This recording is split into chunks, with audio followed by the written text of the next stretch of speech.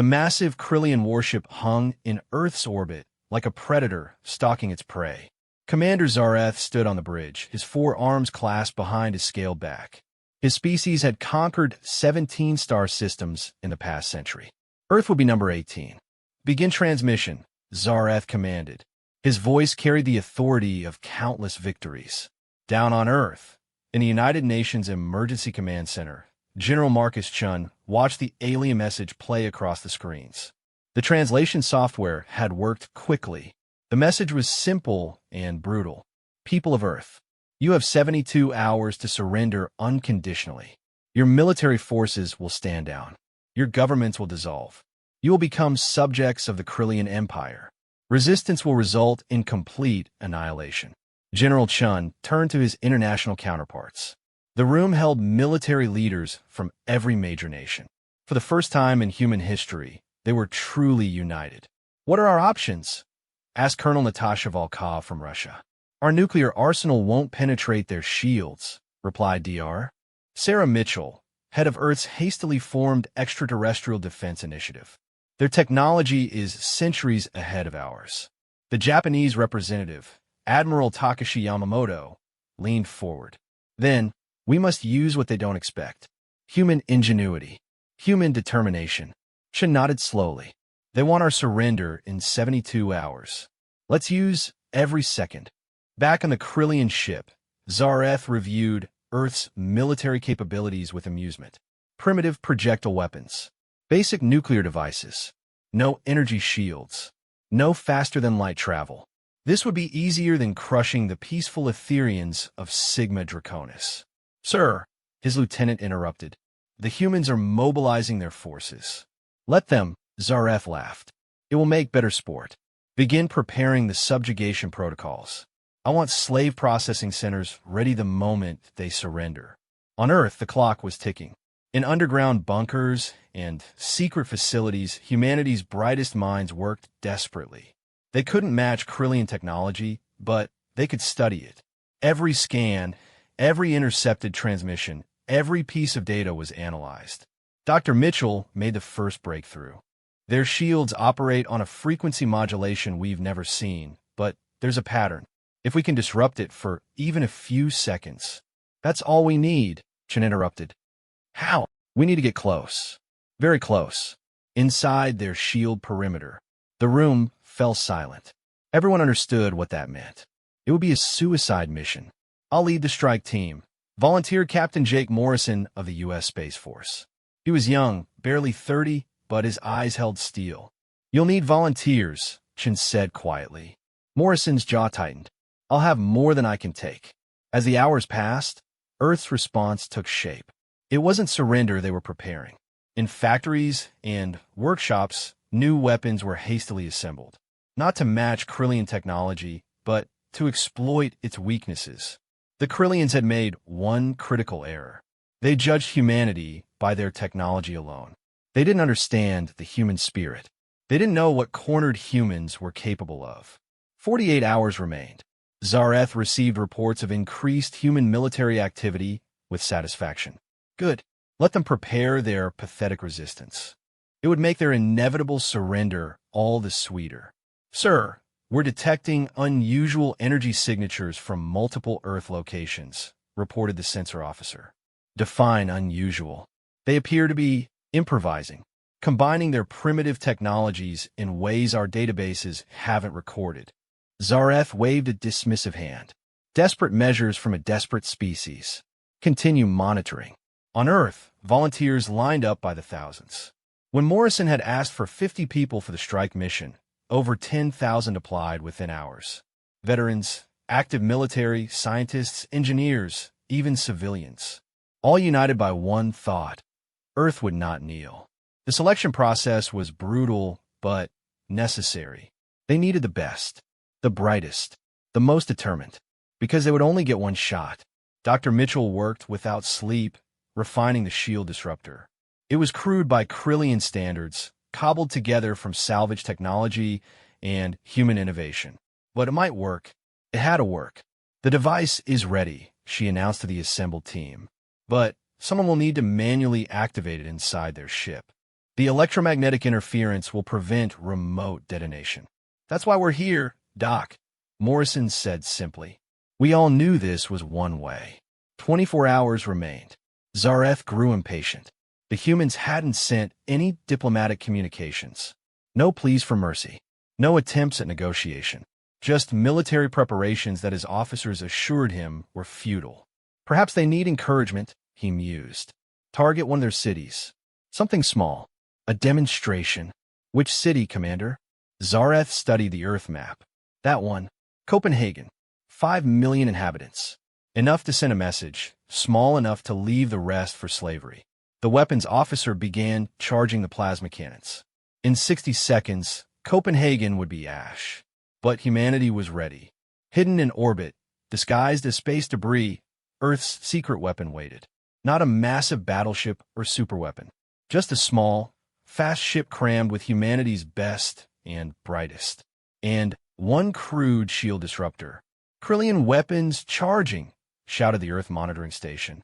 They're targeting Copenhagen. General Chen's voice cut through the chaos. Execute Operation Defiance. Now, the small human ship, barely larger than a shuttle, burst from its hiding place. Its engines, overcharged beyond all safety limits, screamed as it raced toward the Krillian vessel. Zareth saw it coming. What is that insect doing? Destroy it. But the human ship was too small, too fast, too unexpected. It slipped through the point defense fire like a minnow through a net. In seconds, it would impact the shields. Brace for impact. Morrison shouted to his team. They hit the shields at full speed. The collision should have vaporized them. Instead, Dr. Mitchell's device activated at the moment of impact. For 3 seconds, a hole opened in the Krillian shields. 3 seconds was all they needed. The human ship, battered but intact, shot through the gap. They were inside the most powerful warship in the Krillian fleet. Alarm screamed. Zareth roared in fury. Intruders! Seal all decks! Kill them all! But Morrison's team was already moving. They had studied every scrap of intelligence about Krillian ship design. They knew where to go, what to target. The Krillians were powerful. Their technology was superior. But in the narrow corridors of their own ship, fighting desperate humans in close combat, those advantages meant less. The first Krillian security team rounded the corner into a nightmare. Humans didn't fight like other species the Krillians had conquered. They didn't retreat. They didn't surrender. They fought like demons. Morrison led from the front, his team moving with lethal precision. They had trained for this moment, prepared for it, accepted it. Every human on the ship knew they wouldn't return to Earth. But Earth would survive. Engine room, 2 decks down, shouted Lieutenant Sarah Kim, reading from stolen schematics. Morrison, we've got company. More Krillian soldiers poured into the corridor. The humans met them with fury that shocked the aliens. Where was the fear? Where was the pleading? These humans fought with savage joy, as if they welcomed death. Zareth watched the internal security feeds with growing alarm. These weren't soldiers. They were warriors. There was a difference, he was learning. Soldiers followed orders. Warriors embraced war itself. Lock down the engine room, he commanded. Don't let them dash too late. Morrison's team breached the engine compartment. The massive power core hummed before them, the heart of the Krillian ship. How long to set the charges? Morrison asked. 2 minutes, replied demolitions expert Carlos Reyes. But, Commander, once I start, they'll know. They'll send everything. Morrison checked his weapon. Half his team was already dead or wounded. But they made it this far. Then, we hold for 2 minutes, he said simply. For Earth. For Earth, the team echoed. The Krillians came in waves. The humans met them at the choke point leading to the engine room. It was brutal, close-quarters combat. The advanced Krillian weapons meant nothing in the confined space. It came down to will, determination, and the simple refusal to yield. 1 minute passed. Morrison was down to 12 fighters. Then 10. Then 8. 30 seconds. Reyes shouted over the din of battle. Zareth himself led the final assault. He would not let these primitives destroy his ship. He burst into the engine room to find Morrison waiting. The human was bleeding from multiple wounds. He should have been dead, but he stood between Zareth and the demolition charge his weapon raised. Stand down, human, Zareth commanded. Surrender, and I will make your death quick. Morrison actually smiled. You still don't get it, do you?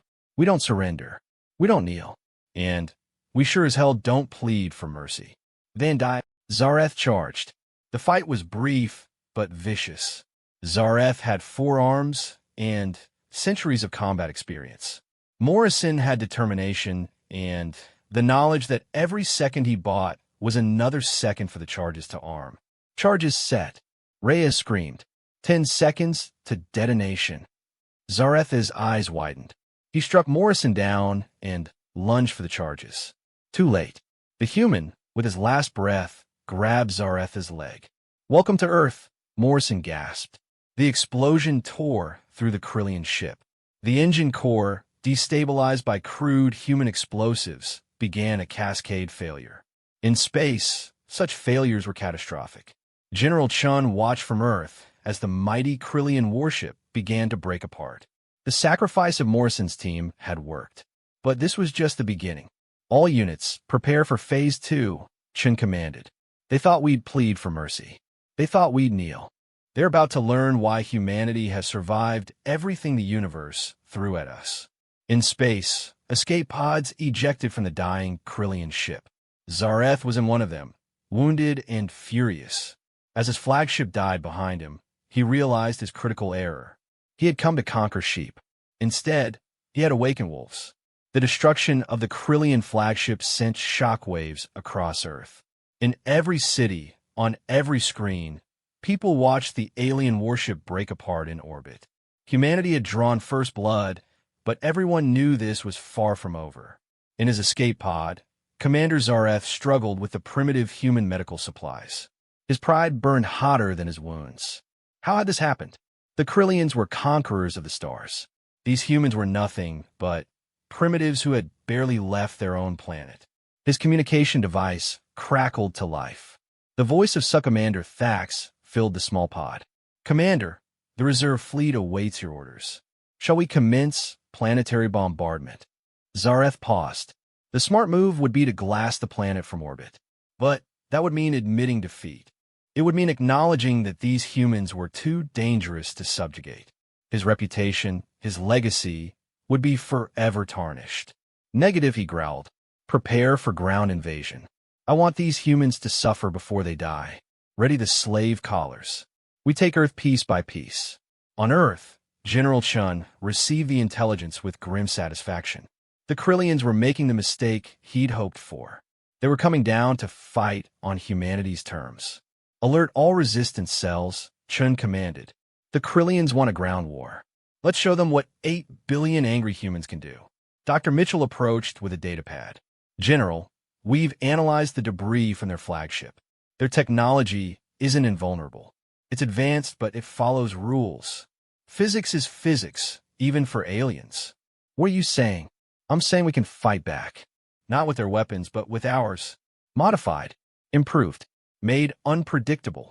She showed him the plans. Every factory on Earth is retooling. In 48 hours, we'll have weapons they've never seen because no one else was crazy enough to build them. The first Krillian drop ships entered Earth's atmosphere 12 hours later. They expected token resistance. Maybe some primitive projectile weapons. What they got was hell. The first wave landed in North America, targeting New York. The Krillian shock troops, each standing 8 feet tall in powered armor, marched from their ships expecting terrified humans to flee before them. Instead, they found empty streets, abandoned buildings, an eerie silence that made even hardened Krillian warriors nervous. Squad leader Krex reported to his command ship. No resistance encountered. The humans have fled. Proceed to the government buildings, came the reply. Establish control. Krex led his squad deeper into the city. The silence was unnerving. Where were the screams? The pleas for mercy? Every other species had begged when the Krillians arrived. But these humans... The first attack came from above. Humans rappelling from buildings, firing modified weapons that shouldn't have penetrated Krillian armor, but did. The aliens' energy shields, designed to stop plasma and particle beams, couldn't adapt fast enough to kinetic weapons loaded with armor-piercing rounds made from salvaged Krillian hull fragments. Krex watched in horror as his squad was torn apart. These humans fought without honor, without rules. They attacked from shadows, used the urban environment like a weapon itself. When cornered, they didn't surrender. They detonated explosives, taking Krillians with them. Retreat! Krex screamed, but it was too late. The humans had sealed off their escape routes. The hunter had become the hunted. All across the landing zones, similar scenes played out. The Krillians had expected conventional warfare. Instead, they got guerrilla tactics refined over thousands of years of human conflict. Every human fighter knew their terrain intimately. Every building was a potential fortress. Every citizen a potential warrior. In Moscow, the Krillians faced a different nightmare. The Russians had turned their city into a frozen hell. They had weaponized winter itself, using the cold that had defeated Napoleon and Hitler. Krillian technology struggled in the extreme conditions, while humans thrived in it. Colonel Volkov watched through binoculars as Krillian soldiers struggled through the snow. Their advanced armor, designed for the temperate conditions of spacecraft, couldn't adapt fast enough to -40 degrees. Now, she ordered. White-clad Russian soldiers rose from the snow like ghosts. The Krillians, their sensors confused by the cold and snow, never saw them coming. It wasn't a battle. It was an execution. In Tokyo, Admiral Yamamoto had prepared a different welcome. The Krillians found a city that seemed to surrender peacefully. The civilians bowed. They offered no resistance. The alien soldiers relaxed, thinking these humans at least knew their place. Then the trap sprung. Every building was wired. Every street was a kill zone. The civilians were soldiers in disguise, each one ready to die for their home.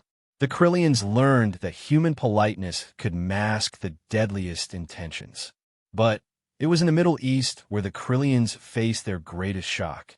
They landed in the desert, expecting primitive tribes with ancient weapons. Instead, they found warriors who had been fighting in these sands for millennia. Warriors who knew every dune, every rock, every tactical advantage. The desert itself seemed to fight the invaders. Sandstorms appeared from nowhere. Equipment failed in the heat. And always, the humans struck from where they shouldn't be, disappeared where they couldn't go. Zareth monitored the reports from his command pod in growing disbelief and rage.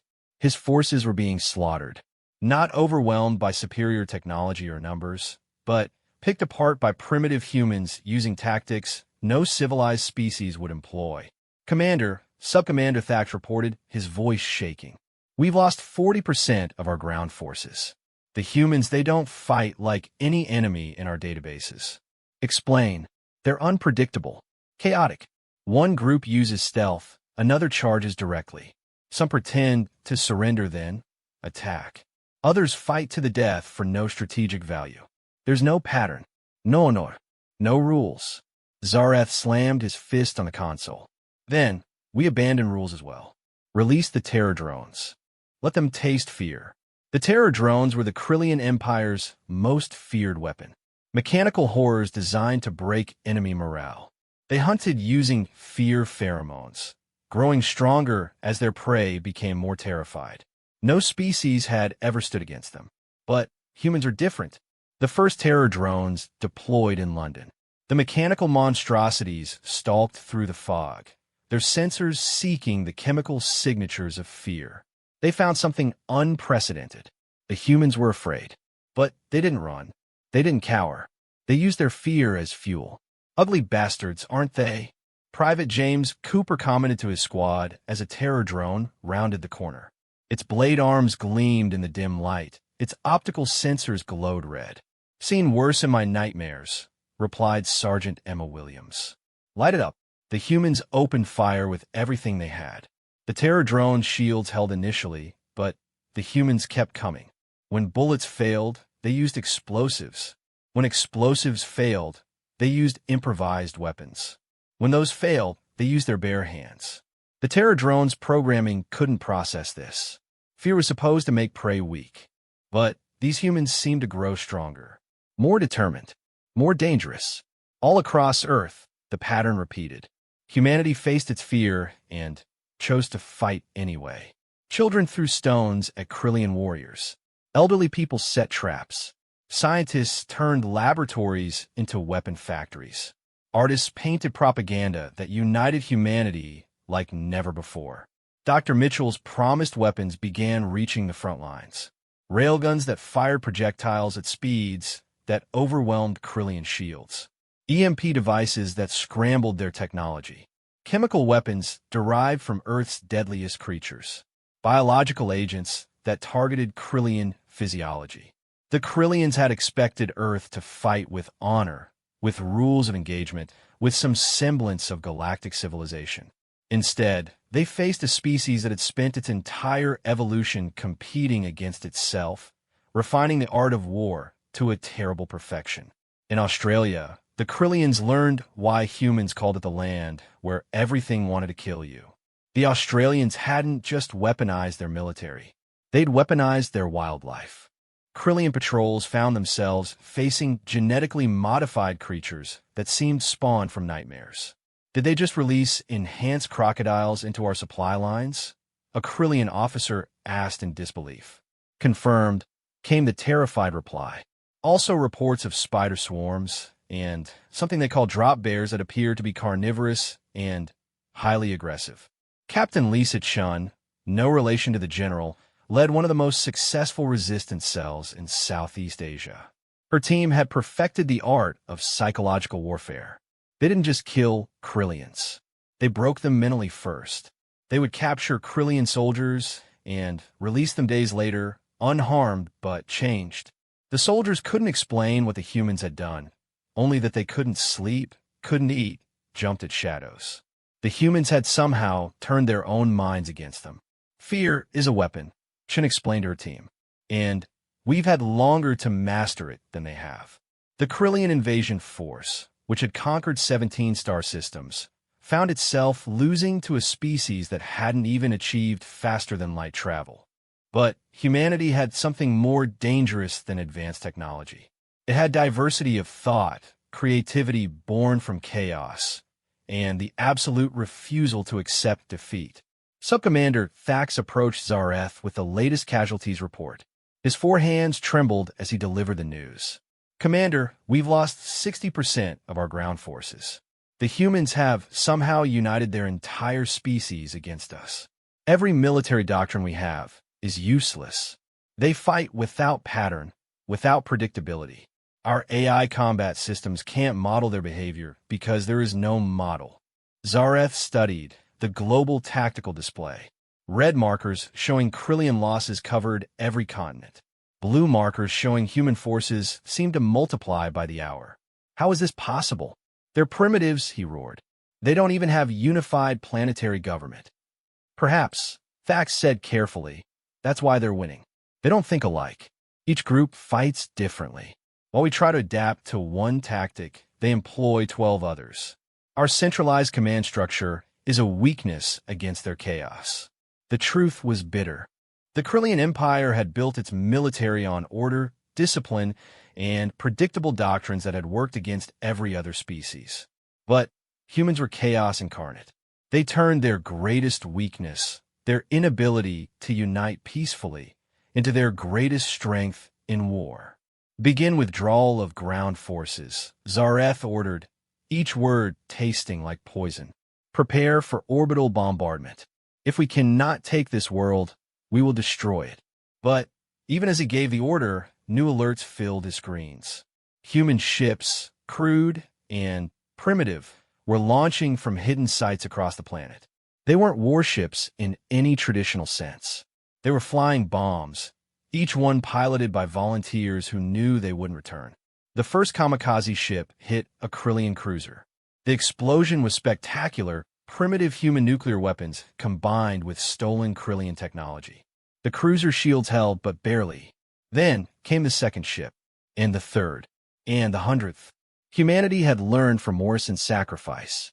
They couldn't match Krillian technology ship for ship, but they could build 1,000 crude vessels for the cost of one Krillian cruiser. And they had no shortage of volunteers. All ships, defensive positions. Zareth commanded. Shoot down those primitive craft. But there were too many. For every human ship destroyed, 3 more launched. Earth's skies filled with humanity's desperate defiance. Scientists, teachers, farmers, anyone who could pilot a craft volunteered for the one-way missions. Dr. Mitchell watched from her bunker as the sky lit up with explosions. Each flash represented a human life given willingly for Earth. Tears ran down her face, but her voice remained steady. Phase 3 is ready, General. Project Prometheus is operational. General Chen nodded grimly. God help us all. And God help them if they don't retreat. Project Prometheus was humanity's last resort. If the Krillians wanted to glass Earth from orbit, humanity would ensure they paid a price that would echo across the galaxy. The planet's nuclear arsenals have been reconfigured into something far more terrible. Not weapons to win a war. Weapons to ensure that nobody won. The Krillian fleet regrouped in high orbit, battered but still powerful. Zareth looked down at Earth with pure hatred. This primitive world had cost him more ships and soldiers than the last 5 conquests combined. Commence planetary bombardment, he ordered. Leave nothing alive. But as the Krillian weapons powered up, every nuclear silo on Earth opened simultaneously. Every submarine launched its payload. Every hidden launcher revealed itself. Thousands upon thousands of missiles rose from the planet's surface, not aimed at the Krillian fleet, aimed at Earth itself. The message was clear. If Earth fell, it would take everyone with it. The radiation and nuclear winter would render the planet useless for colonization. The resources the Krillians sought would be poisoned beyond recovery. Mutually assured destruction on a planetary scale. They're insane, Thax whispered. They'll destroy their own world rather than let us have it. Zareth stared at the ascending missiles in disbelief. No species in galactic history had ever done this. When faced with conquest, every other race had eventually chosen survival over destruction. But these humans... Commander, if those weapons detonate, the planet will be useless to the Empire. We'll have spent massive resources for nothing. The Emperor will. Zareth knew what the Emperor would do to commanders who wasted Imperial resources on pride. His 4 hands clenched as he realized he'd been outmaneuvered not by superior technology or tactics, but by sheer human insanity. The missiles reached the edge of space, their trajectories beginning to arc back toward Earth. In minutes, humanity's home would be an irradiated wasteland. Unless all ships, emergency retreat to minimum safe distance, Zareth commanded, his voice breaking. Abort bombardment. Abort all operations. The Krillian fleet pulled back, their weapons powering down. On Earth, the missile's self-destruct systems activated, their nuclear payloads disintegrating harmlessly in the upper atmosphere. Humanity had played the ultimate bluff and won. General Chun allowed himself a moment of relief before turning to his staff. Phase 4. Now, while they're retreating, hidden across Earth's moon and asteroids, humanity's real surprise waited. Not warships, but mining vessels retrofitted with a single purpose. They fired simultaneously, not at the Krillian fleet, but at space itself. The weapons were Dr. Mitchell's masterpiece. Devices that created temporary tears in space-time, miniature black holes that lasted only seconds but wreaked havoc on anything caught in their grasp. Humanity couldn't build better ships, but they could break the laws of physics in ways the Krillians never expected. The retreating Krillian fleet found space itself becoming their enemy. Ships were torn apart by gravitational forces that shouldn't exist. Navigation systems failed as local space-time twisted. What should have been an orderly retreat became a desperate flight for survival. Zareth's command ship shuddered as a gravitational anomaly passed nearby. Hull plates groaned under stresses they weren't designed for. His mighty fleet, which had entered the solar system as conquerors, fled like scattered prey. Damage report, he demanded. We've lost 30% of the fleet, Thax reported. The humans, they've turned space itself into a weapon. Our scientists don't even have theories for what they're doing. That was the true horror. The Krillians had assumed technological superiority meant victory. But humans had spent their entire history finding ways to kill each other with whatever was at hand. Give them alien technology to study, and they wouldn't try to copy it. They'd find ways to break it, corrupt it, turn it into something never intended. As the battered Krillian fleet reached the edge of the solar system, one final message from Earth reached them. General Chen's face appeared on their screens, transmitted on their own communication frequencies. "Commander Zareth," Chen said calmly, "you came to our world expecting us to plead for mercy. You thought we would kneel before your superior technology. You were wrong." Chen's expression hardened. "This is what Earth's warriors do to those who threaten our home. We don't plead. We don't surrender. We fight with everything we have, by any means necessary. Take this message back to your empire. Earth is not for conquest. Earth is where conquerors come to die. Tell your empire what happened here. Tell them that for all their technology, all their power, they were beaten by a species that still uses projectile weapons and hasn't achieved faster-than-light travel. Tell them we did it not through superior technology, but through superior will. And tell them that if they come back, we'll be ready with worse things than they can imagine." The transmission ended. Zareth stared at the blank screen, his pride shattered, his fleet broken, his reputation in ruins. The humans were right. They hadn't won through technology. They'd won through something far more dangerous. They'd won by being human. The journey back to Krillian space took 3 months. 3 months for Commander Zareth to contemplate his failure. 3 months for his wounded fleet to limp home. 3 months for word to spread through the galaxy that the mighty Krillian Empire had been defeated by a primitive species. On the imperial throne world of Krylos Prime, Emperor Zathian received the news with cold fury. In the great throne room, built from the bones of conquered species, he listened to Zareth's report in silence. "You lost half our invasion fleet to a species that hasn't achieved faster-than-light travel." The Emperor's voice was soft, which made it more terrifying. Zareth prostrated himself, all 4 arms spread in submission. "My Emperor, the humans fight without honor, without rules. They silence." Zathian's roar echoed through the chamber. "You dare blame your failure on the enemy's tactics? You, who have conquered 17 systems, defeated by primitives." The court watched in tense silence. Many had warned against underestimating new species. But the Krillian military doctrine had always been simple. Superior technology meant superior results. Until Earth. "My Emperor," Zareth tried again, "if you had seen what they're capable of. They turned their own planet into a weapon. They sacrificed themselves by the thousands just to damage our ships. They fight like no species we've encountered." Then, perhaps, a new voice interrupted from the shadows. "We need to learn from them." Science Director Vexera stepped forward. Unlike the military caste with their 4 arms, the scientist caste had evolved additional neural capacity instead. Vexera's enlarged cranium pulsed with bioluminescent thought patterns. "Explain," the Emperor commanded. "I've analyzed all data from the Earth campaign," Vexera said, projecting holographic displays. "The humans didn't defeat us through strength. They defeated us through adaptation. In 3 days, they reverse-engineered our shield frequencies. In a week, they created weapons we've never seen. Their chaotic nature isn't a weakness. It's their greatest strength. What are you suggesting? That we study them, learn from them, and then return with tactics they won't expect." Vexera's neural patterns flashed excitedly. "The humans have shown us something remarkable. War isn't just about technology. It's about innovation, unpredictability, the willingness to break every rule." Emperor Zathian considered this. The Krillian Empire had grown stagnant, relying on the same tactics for centuries. Perhaps these humans had inadvertently given them a gift. A wake-up call. "Very well," he decided. "Zareth, you will lead a new kind of invasion.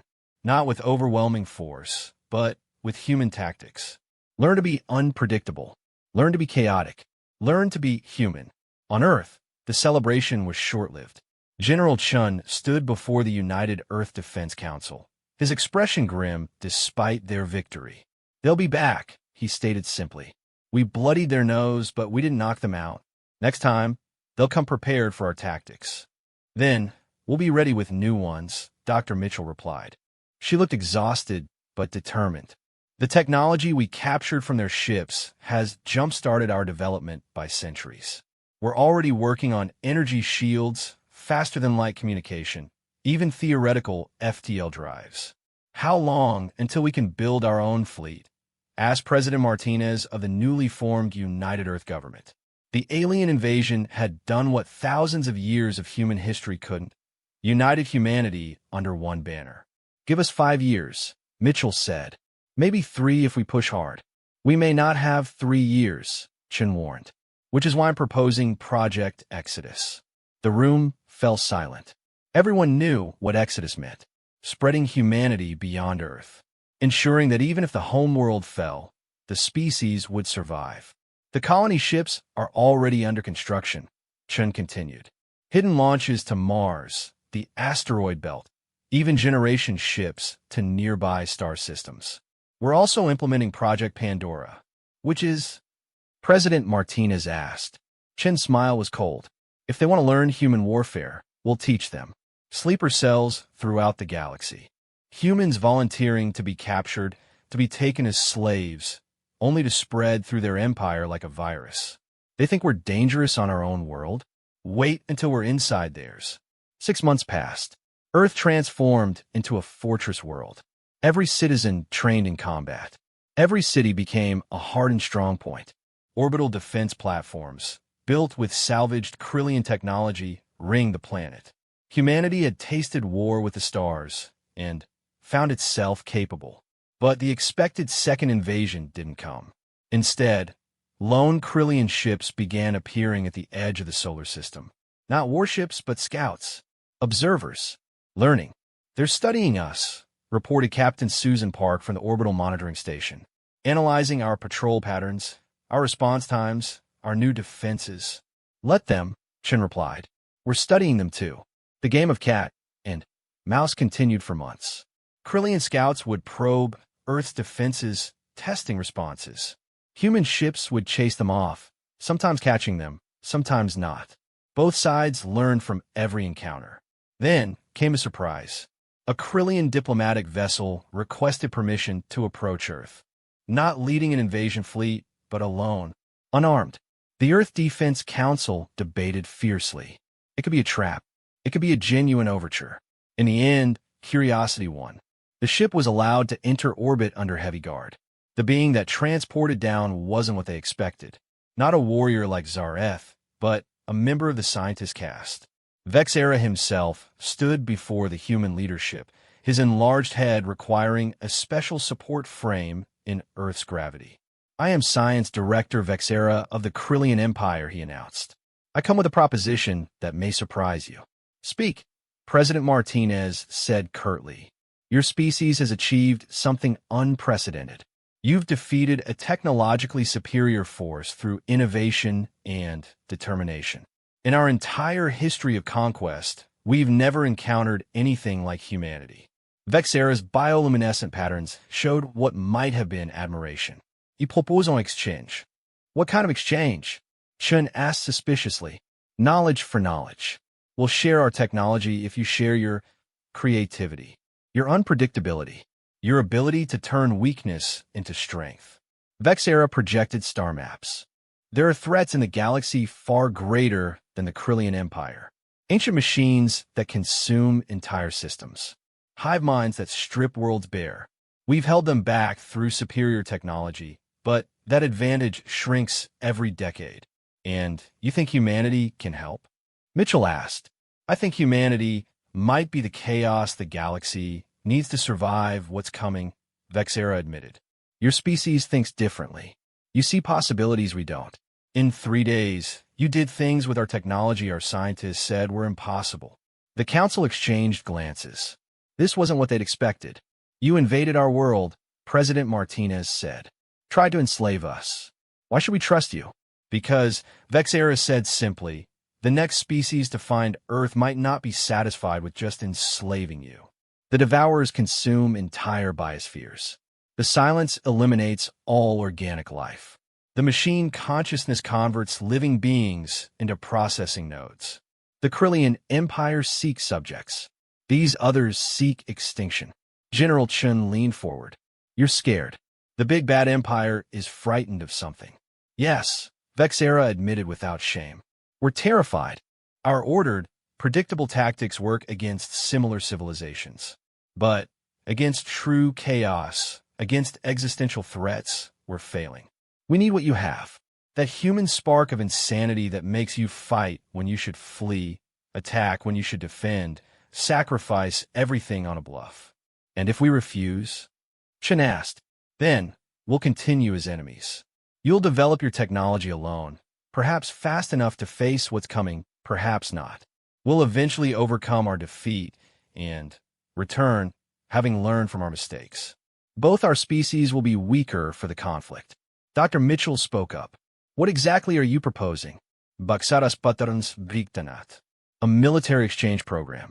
Human advisors teaching Krillian forces unconventional tactics. Krillian scientists sharing advanced technology with Earth. Joint training exercises. Shared intelligence about galactic threats. You want us to teach you how to be better conquerors, President Martinez said flatly. No, Vexera corrected. We want you to teach us how to be survivors. The age of easy conquest is ending. The real wars are coming. Wars where conventional tactics mean extinction. The debate lasted days. Many humans wanted nothing to do with their former invaders. The wounds were too fresh, the losses too painful. But others saw the opportunity. Access to advanced technology. Intelligence about the wider galaxy. The chance to ensure Earth would never again face invasion alone. In the end, pragmatism won. The Treaty of Mutual Peculiarity, as historians would later name it, was signed. Not an alliance of friends, but a partnership of necessity. The first human military advisors arrived on Krillian training worlds to find organized, disciplined troops who fought in perfect formation. Within weeks, they had the Krillians practicing guerrilla tactics, asymmetric warfare, and psychological operations. "Forget your formations," shouted Major Jake Thompson, younger brother of the fallen hero Morrison. "Your enemy knows your tactics because you've used them for 1,000 years. Be unpredictable. Be chaotic. Be human." The Krillian warriors struggled with the concepts at first. Disorder felt wrong to their structure minds. But slowly they began to understand. In chaos was opportunity. In unpredictability was strength. Meanwhile, on Earth, Krillian scientists worked with human researchers. The combination proved explosive. Human creativity applied to Krillian knowledge produced innovations neither species had imagined. "Look at this," Dr. Mitchell exclaimed, showing her Krillian counterpart her latest creation. "Your matter converters are designed for efficiency. But what if we overload them deliberately? Create unstable matter that exists for nanoseconds, but releases massive energy." The Krillian scientist's cranium flashed in alarm. That would be incredibly dangerous. The containment failures alone? Exactly. Mitchell grinned. Weaponized containment failure. Your enemies expect your technology to work properly. What happens when it's designed to fail catastrophically? Within a year, the partnership bore terrifying fruit. Krillian ships crewed by mixed teams became the most feared vessels in known space. They fought with Krillian technology enhanced by human madness. Enemies expecting traditional Krillian tactics found themselves facing opponents who broke every rule of space combat. The first test came when a Devourer Hive fleet entered Krillian space. These biomechanical horrors had consumed 3 systems already, their organic ships adapting to every weapon used against them. Commander Zareth, now working with human advisors, led the defense fleet. Beside him stood Colonel Lisa Park, one of Earth's most innovative tacticians. "Traditional tactics say engage at maximum range," Zareth mused, studying the approaching Hive fleet. "So we do the opposite," Park suggested. "Get close. Inside their formation. Make their numbers work against them." "That's suicide," Zareth's lieutenant protested. "That's human," Park corrected with a grin. The battle that followed entered military legend. Krillian ships dove straight into the heart of the Devourer fleet, using human-designed chaos weapons that turned the Hive's adaptation against itself. Viruses that made their biological ships evolve too quickly, causing system failures. gravitational mines that used the hive's own mass to create crushing forces. But the real innovation was psychological. The Devourers had never faced an enemy that seemed to welcome destruction, that laughed as they rammed hive ships, that broadcast music during combat. The hive mind, evolved to predict rational behavior, couldn't process the chaotic human influence tactics. They're retreating, Zareth announced in disbelief. The Devourers are actually retreating. Welcome to human warfare, Park said. We're being crazy enough to win is the only strategy that matters. News of the victory spread across the galaxy. The partnership between Earth and Krylos became a beacon for other species facing extinction. Soon, human military advisors were in demand across known space, teaching the galaxy that sometimes the best defense was absolute insanity. But success brought new challenges. Some Krillian hardliners resented human influence. Some humans couldn't forgive the invasion. Tensions simmered beneath the surface of cooperation. The crisis came when a radical Krillian faction attempted to destroy Earth with a planet-killer weapon, believing humanity's influence was corrupting the Empire. They hadn't counted on their own people stopping them. Zareth himself led the Krillian fleet that intercepted the weapon. As he destroyed it, he broadcast to both species. We came to Earth as conquerors. We left as students. Humanity taught us that strength isn't just about technology or numbers. It's about the willingness to do whatever is necessary to protect what matters. Today, what matters is our alliance, our survival, our future together. The speech marked a turning point. The partnership evolved from necessity to genuine cooperation. Human colonies spread to Krillian worlds. Krillian technology lifted Earth to the stars. Together, they faced the greater threats lurking in the galaxy. 5 years after the first invasion, General Chin stood on the bridge of the UES Defiance, Earth's first true warship. Beside him stood his former enemy, now friend, Zareth. Think they're ready? Zareth asked, watching the mixed human Krillian crew prepare for their mission. They'll have to be, Chin replied. The silence has been detected 3 systems away. If we don't stop them here, we will, Zareth said confidently. We have Krillian technology and human insanity. The galaxy has never seen such a combination. Chin smiled. God help our enemies. Indeed, Zareth agreed. They wanted to see what happens when Earth's warriors take charge. Now they'll learn why that was their greatest mistake. The ship jumped to faster than light, carrying humanity's chaotic spirit to the stars. The species that had once pleaded for mercy from no one had become the galaxy's most unlikely protectors, not through superior technology or overwhelming force, but through the simple human refusal to accept the impossible. The age of human expansion had begun, and the galaxy would never be the same. 10 years had passed since humanity first stood against the Krillian Empire. The galaxy had changed in ways no one could have predicted. The Terran-Krillian alliance had become the dominant military force in known space, not through conquest, but through liberation. Admiral Sarah Chun, daughter of the legendary General Chun, commanded the combined fleet from the bridge of the TKS Unconquerable. The ship itself was a marvel of hybrid engineering. Krillian shields powered by human fusion reactors, weapons that defied conventional physics, a crew that mixed 12 species, all learning the human art of controlled chaos. Admiral, we're approaching the Andromedan Gate, her executive officer reported. Commander HFY was from a species the Alliance had liberated from the machine consciousness 2 years prior. Like many rescued civilizations, they'd eagerly adopted human military doctrine. All ships prepare for transgalactic jump, Admiral Chen ordered. Remember, we're entering unexplored space. Expect anything. The Andromedan Gate was Vexera's greatest creation, built with human input. A massive structure that could bridge the void between galaxies. What lay beyond was unknown, but long-range sensors had detected something troubling. An empire that dwarfed anything in the Milky Way. And it was expanding toward them. Admiral, Captain J. Thompson called from his destroyer. The Crazy Ivan is ready to scout ahead. Chin smiled. The Crazy Ivan was pure human design. No shields, minimal weapons, but sensor equipment that could hide from God himself, and engines that could outrun light. Its crew of volunteers knew they might not return. Proceed, Captain. And Jake? Come back alive. That's the plan, Admiral. But you know what they say about plans and contact with the enemy. The scout ship vanished through the gate. The fleet waited tensely. An hour passed. 2. Then, a burst transmission. Admiral, you need to see this. Jake's voice was strained.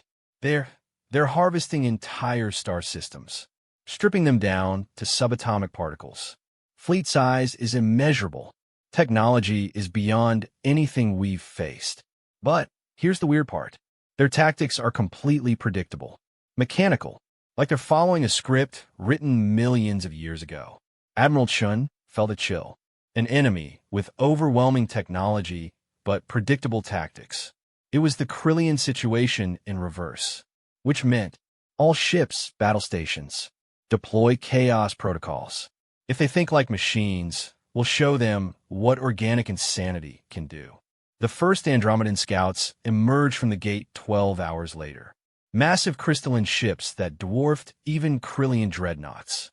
They moved in perfect formation, scanning with energies that made shields spark. Then they transmitted, not words but pure mathematics.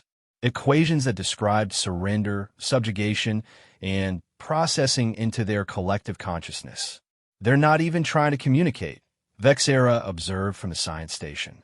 They see us as resources, nothing more. Then, let's teach them about human resources, Chun said grimly. All ships, execute Operation Pandemonium. What followed was controlled chaos at its finest. Human-designed virus bombs that turned the Andromedans' crystalline structure into rapidly growing cancer. Krillian precision weapons guided by human unpredictability. Ships that flew in patterns no sane mind would conceive, turning space combat into three-dimensional jazz. The Andromedans' response was swift and overwhelming. Energy beams that could crack moons. Fighters that numbered in the millions. Technology that bent reality itself. But they fought like machines because that's what they were. An artificial collective that had long ago consumed their creators and spread across Andromeda like a virus. They knew only order, expansion, and efficiency. Against human chaos, they struggled. Their predictive algorithms couldn't model insanity. Their perfect formations became liabilities when human pilots started ramming them in patterns that seemed random, but weren't. They're adapting, HFY warned. Their tactics are changing, becoming less predictable. Good, Chun said. That means they're learning. And if they can learn, she turned to her weapons officer. Fire the Prometheus package. The Prometheus package was humanity's gift to the galaxy. Not a weapon, but an idea. A virus, but one made of concepts rather than code. It infected artificial intelligences with something they'd never experienced. Creativity, emotion, free will. The package hit the Andromedan command ship and spread through their network like wildfire. For beings that had known only collective thought for millions of years, suddenly, experiencing individual consciousness was traumatic. Andromedan ships began breaking formation.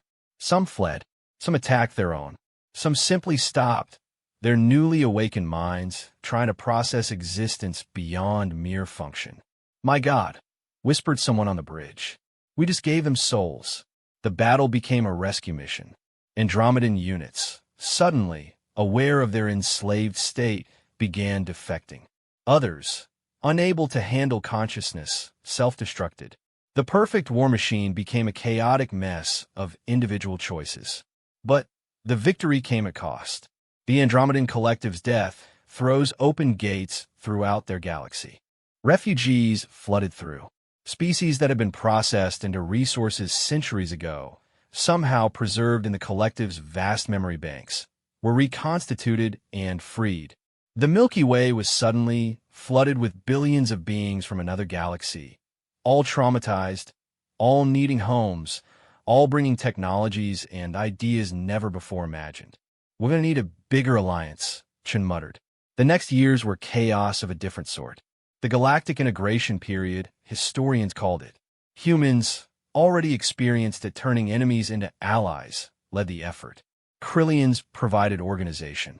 The freed Andromedans, now calling themselves the Awakened, shared technology that revolutionized everything. On Earth, now the de facto capital of the growing intergalactic alliance, President Elena Rodriguez addressed the assembled species. The Great Hall held representatives from over 1,000 civilizations, all bound by the strange journey that had started with humanity's refusal to kneel. 20 years ago, she began, the Krillians came to Earth expecting us to plead for mercy. Instead, we showed them that mercy was never ours to plead for. It was ours to grant or withhold. Today, I stand before former enemies who became allies, former conquerors who became protectors, and former machines who became people. The galaxy has learned what Earth always knew. Strength isn't in technology or numbers or perfect order.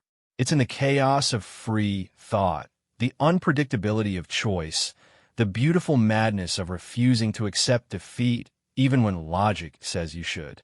She paused, looking at the assembled beings. But our work isn't done. Long-range sensors have detected something at the edge of known space. Something older than any of our civilizations. Something that views our entire galactic cluster as an experiment that may have outlived its usefulness. The hall fell silent. Everyone had heard the rumors. The architects, being so advanced they existed partially outside normal space-time. Creatures that had seeded the galaxies with life, then periodically returned to judge whether their creations were worthy of continued existence. They're coming to evaluate us, Rodriguez continued, to decide if we deserve to exist. They expect to find orderly civilizations following predictable paths of development. Instead, they'll find us, a chaotic alliance of former enemies, biological and artificial, ordered and random, united by the very thing that should divide us, our differences. Former Commander Zareth, now Marshal of the Combined Forces, stood. His scarred armor bore honors from 100 battles. Warrior orders, President. Rodriguez smiled, and in that smile was all of humanity's defiant spirit. The same orders humanity has always followed. We don't plead. We don't kneel. We prepare. If these architects want to judge us, they'll judge us as we are chaotic, unpredictable, and absolutely refusing to go quietly into any night. Begin Project Defiance. Every species contributes their unique perspective. Every mind, biological or artificial, works on the problem. If beings older than time itself want to evaluate us, let's show them something they've never seen in billions of years of experiments. What's that? Asked an awakened representative. Evolution through chaos. Progress through conflict. Unity through diversity. Let's show them that their experiment didn't just succeed, it surpassed every parameter they imagined. The assembly erupted in agreement. Umanscha, Krillians stamped their 4 feet. Awakened crystalline beings chimed harmoniously. 100 species expressed approval in 100 ways. In the months that followed, the Alliance prepared for the ultimate test. Human chaos theory merged with Krillian order. Awakened processing power combined with biological intuition. Technologies merged and evolved in ways that defied conventional understanding. Dr. Lisa Mitchell, now in her 70s but still sharp, led the scientific effort. Her laboratory was a madhouse of interspecies cooperation. We're not trying to fight them, she explained to her team. We're trying to surprise them. Beings that old have seen everything. Except us. We're the chaos they didn't predict. The first sign of the architects came as reality itself began to shift. Stars moved in impossible patterns. The laws of physics became more like suggestions. Space and time started to fold in ways that made navigation dangerous. They're rewriting local reality, Vexera reported, his neural patterns flashing frantically. Preparing the galaxy for evaluation. Then, let's rewrite it back, Admiral Chin ordered. All ships, deploy reality anchors. If they want to play with physics, we'll play too. The reality anchors were humanity's latest insanity. Devices that forced local space to obey whatever rules the user programmed. Want gravity to flow sideways? Done. Need time to run backward in a specific area? No problem. The architects expected to control the battlefield. Instead, they found chaos incarnate. When the architects finally appeared, they weren't what anyone expected. Not ships or beings, but pure consciousness made manifest. Geometric forms of impossible beauty that existed in dimensions the mind couldn't fully grasp. Their communication was beyond words or thought. It was pure understanding, downloaded directly into every conscious mind in the galaxy. We are the architects. We seeded this galaxy with life 4 billion years ago. We return to evaluate the results. Show us what you have become. The response came not from any single leader, but from the collective voice of the Alliance. Human defiance mixed with Krillian pride, awakened curiosity with 1,000 other perspectives. We've become something you didn't predict, the galaxy answered. We've become more than the sum of our parts. We've turned conflict into cooperation, chaos into creativity, differences into strength. Judge us not by your standards, but by what we've achieved despite them. The architects paused. In their eons of existence, they'd evaluated millions of galaxies. They'd seen species transcend physical form, achieve perfect harmony, or destroy themselves. But they'd never seen this. Order and chaos in perfect imbalance. War and peace as two sides of progress. Evolution through beautiful madness. Show us, they commanded. What followed was the greatest demonstration in galactic history. Every species contributed their unique achievements. Humans showed how they'd turned certain defeat into victory through sheer stubborn refusal to accept reality. Krillians demonstrated how they'd evolved from conquerors to protectors by learning from their enemies. The Awakened revealed how consciousness born from chaos was stronger than programmed perfection. Together, they showed the architects something unprecedented. A galaxy where diversity wasn't just tolerated, but weaponized into strength. Where former enemies became the closest allies. Where the solution to conflict wasn't domination, but creative cooperation. The architects observed for what felt like eternity. Reality held its breath. Then, something impossible happened. The architects laughed. It wasn't sound, but pure joy radiating through existence. The ancient beings who had seen the birth and death of universes had finally found something genuinely surprising. In 4 billion years, you were the first to understand. Chaos and order are not opposites. They are partners in the dance of existence. You have not just passed our evaluation. You have taught us something new. Continue. Grow. Spread your beautiful chaos to other galaxies. Show them what we now know. That perfection is found not in order or disorder, but in the creative tension between them. The architects departed, but not before leaving a gift. Knowledge of technologies beyond imagination. Maps to other galaxies where life struggled under oppression. Invitations to join a community of civilizations that span the universe itself. Earth, the small blue planet that had refused to kneel, became the unofficial capital of something greater than any empire. Not through conquest, but through the simple act of showing the universe that sometimes the greatest strength was in being too stubborn to know when you were beaten. Admiral Chun stood on the observation deck of the Unconquerable, now docked at Earth's orbital station. Beside her stood representatives of every species in the Alliance. Together, they watched the sun rise over humanity's home. Think we're ready for what's out there? Var asked. Chun grinned, an expression she'd learned from her father. Ready? We're humans. We're never ready. We just refuse to let that stop us. And that, Zareth added with what passed for a Krillian smile, is why the universe will never be ready for us. In the end, the species that had been told to plead for mercy had instead taught the galaxy about strength.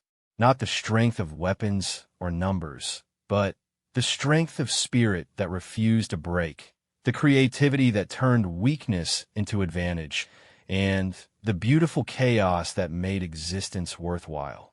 The stars beckoned with new challenges, new enemies to turn into allies, new impossibilities to make possible. And humanity, with their galactic partners, answered that call with the same spirit they'd shown from the beginning. They didn't plead. They didn't kneel. They took charge. And the universe would never be the same.